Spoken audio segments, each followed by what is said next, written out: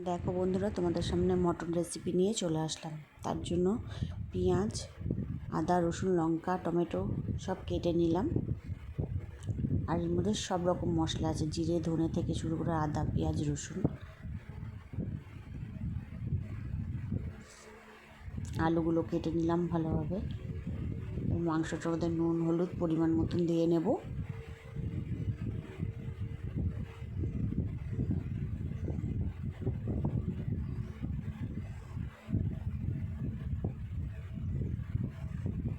কাঁচা পেঁয়াজ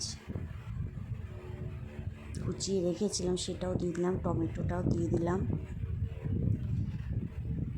এবার মশলাটাও দিয়ে দেবো।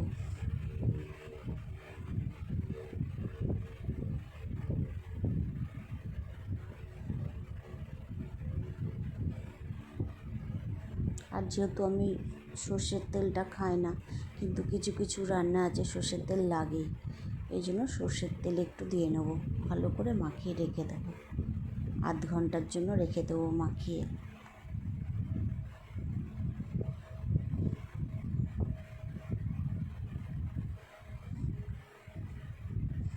যা হাতে লাগে এরমভাবে মাখানোর সময়।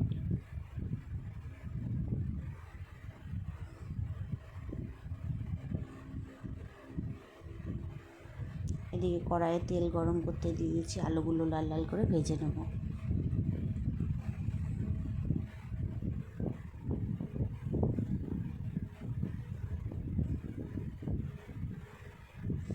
দেখো আমার মাখিয়ে রাখা কমপ্লিট, কী সুন্দর হয়ে গেছে।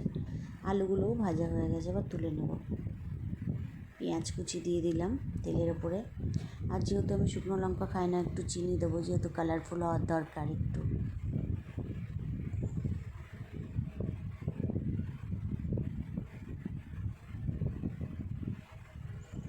এবার মটনটাকে ভালোভাবে কষাবো অনেকক্ষণ ধরে।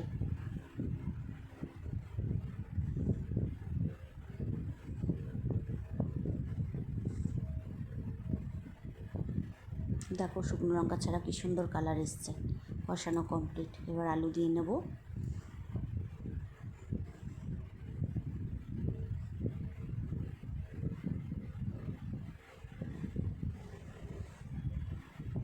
এবার প্রেশার কুকারে দিয়ে নিলাম। 3টে সিটি মেরে মাটন রেসিপি কমপ্লিট।